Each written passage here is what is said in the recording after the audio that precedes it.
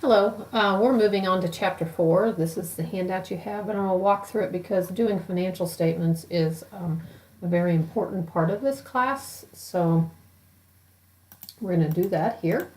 So basically on your handout you have this. We'll walk through this in class, but in case you need to go back and see how it's done.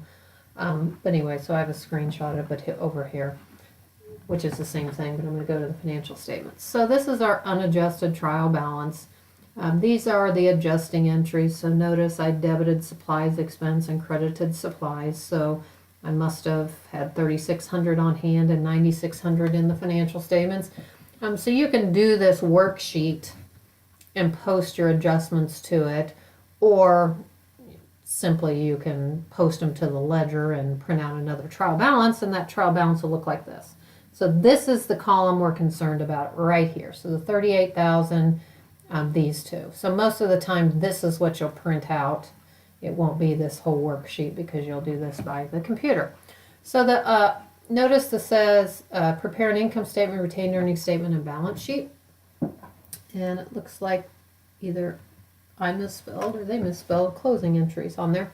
But anyway, so the first one we're always going to prepare is the income statement. So here I have what we're going to walk through in class. If we don't get finished, please you'll probably be referring to this video, but you'll fill them out in here. So notice the heading for the income statement is the name of the company income statement, and it says for the year ended. You will always identify the period of time the income statement covers, because an income statement covers a period, whether it be a month, week, year. So you need that in the heading. You also need the same thing for the retained earnings statement. However, for the balance sheet, you want a specific date, because the balance sheet is a snapshot on that date. So for instance, on this date, May 31st, they have $38,000 of cash, and that's the important thing. All right, so then we'll do the closing entries, the post-closing trial balance. All right, so with the income statement, we're going to prepare that first. So again, I have the name of the company and the income statement for the year ended. So what I'm going to do is I'm going to look at your trial balance, the adjusted trial balance. So I'm going to focus on this column right here. Right, so you have yours in front of you if you can't see this very well. But usually a trial balance has things in account order.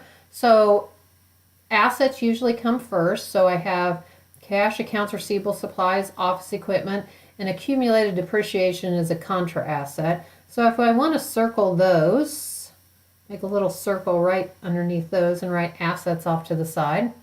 My liabilities are accounts payable and salaries payable. So $2,400 and $1,500 are my liabilities. So if you want to just put a little semicircle there and write liabilities.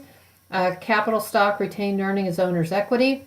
Dividends are dividends. But here's my revenues and expenses. So if you look down at the bottom, notice if I did this in an Excel spreadsheet, I could just copy and paste these. These are my income statement right here. So I have fees earned of $175,200. I list my expenses. I total my expenses. My revenues minus my expenses equals net income. That should be fairly simple. You did one on the last test. This is just the format for doing it. One thing I want to point out that I think a lot of students kind of miss, this is not a credit column and this is not a debit column. These are simply two columns. I move over my expenses because it just looks better. It would be very confusing if I move these all over here and I had to figure out what I'm subtracting, what I'm adding, etc., etc.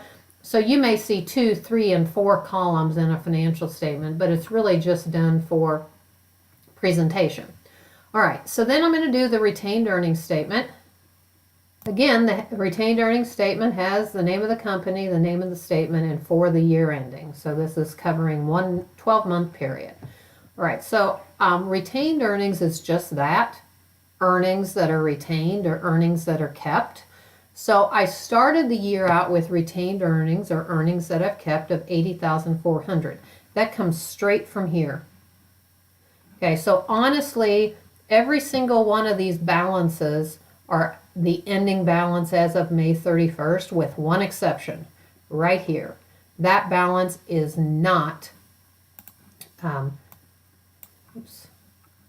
balance with my star there, great star, isn't it? Is not the balance as of December 31st. That is the balance since the last time I made an adjustment to retained earnings, which you're going to find out was the beginning of the year. So my beginning of the year, June 1st, is $80,400. You will figure out why in just a second. Then I add my net income. So I need you to draw a line right there. Your net income goes down. Thus, you can see why I have to start with the income statement, because I need this number to plug in there.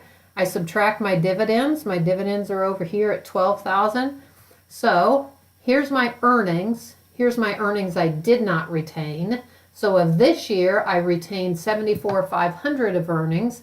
I add that to all my earnings I've retained in the past, and right now I have $154,900 of earnings that are retained in the business. And I would keep earnings in the business in case I want to grow my business and accumulate for some growth. If for some reason let's say I did a fundraiser, and I did a fundraiser to pay for a trip to Washington, D.C., you might see that you make earnings of $86,500, but have a withdrawal or a dividend. A dividend is just a corporate name for withdrawal of that. And so I start with zero and end with zero, but I want to take them all out. So make sure you understand retained earnings are earnings that are kept in the business. If you don't keep them in the business, you pay them out to the owners in a dividend. All right, so this plus net income minus dividends equals ending. Sometimes I'll skip this subtotal and just put them over here and put the 12,000 in brackets, but it's up to you.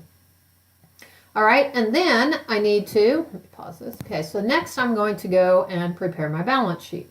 So my balance sheet, one thing that I want to do is take this number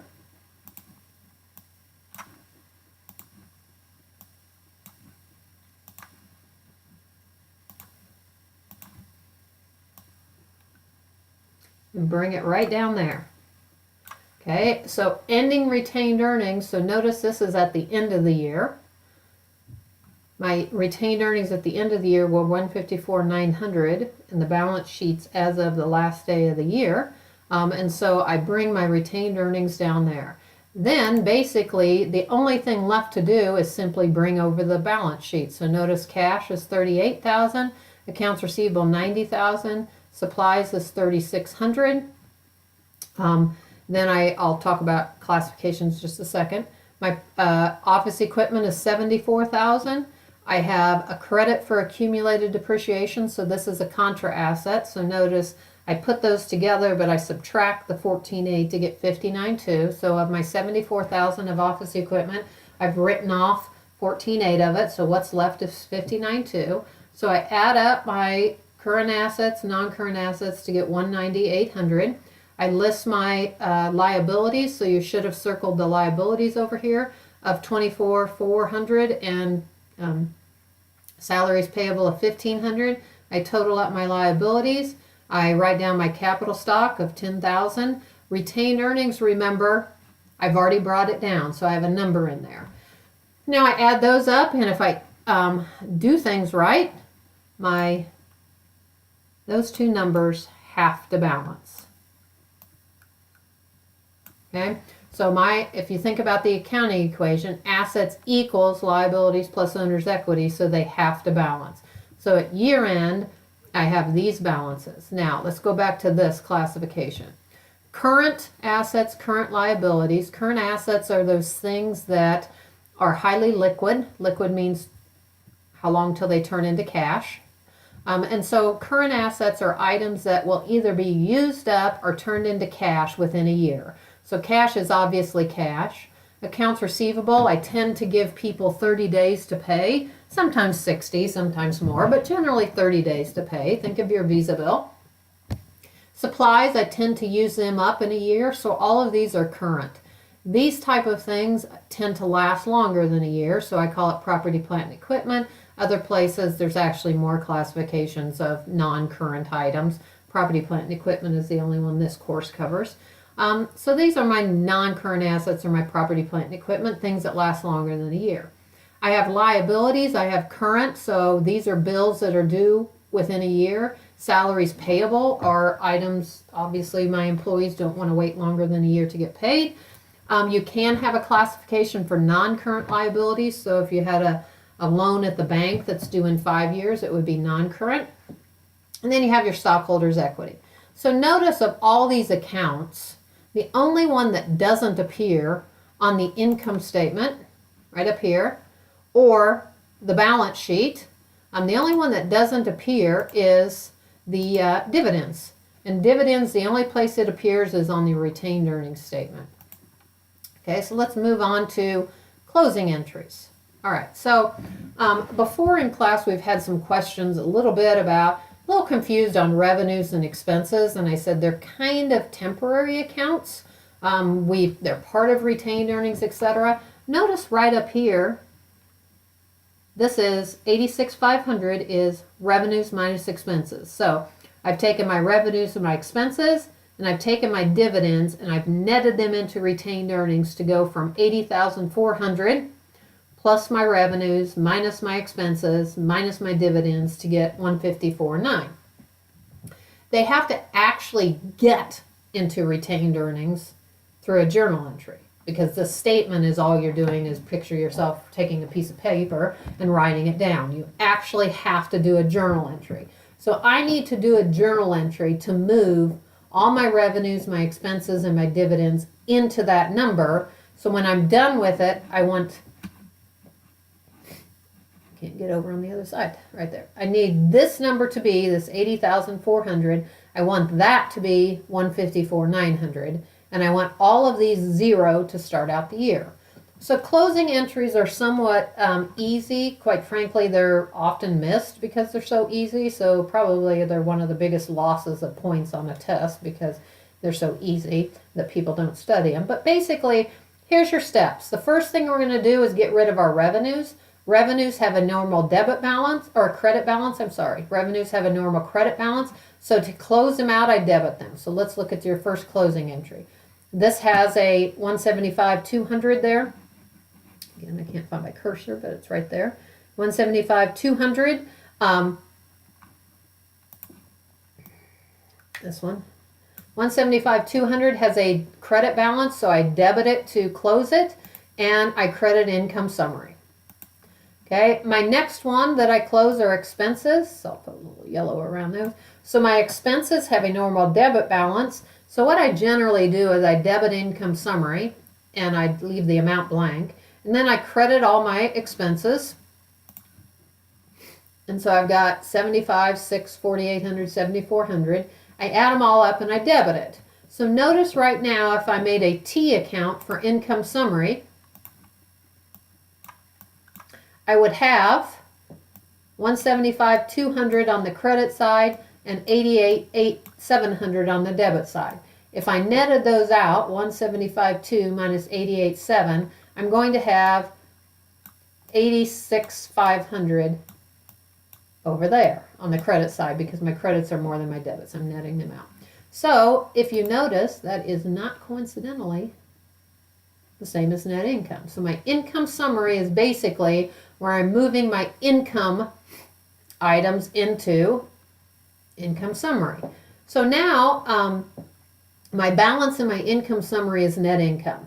But remember this statement, they need to get into retained earnings. So now I have to take this out of income summary. So I debit income summary and credit retained earnings. So now retained earnings is 88,400 plus 86,500 in it. Okay.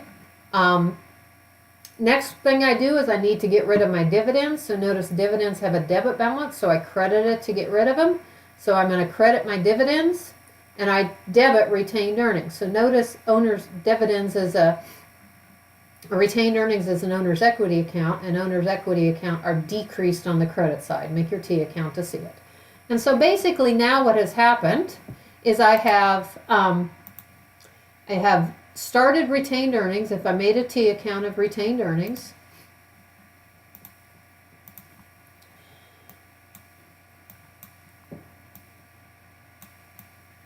it's an owner's equity, so it's increased on that side, decreased on that side. Okay, so I started out the year with 80,400 in it, right there. See it? Okay, then in my closing entries,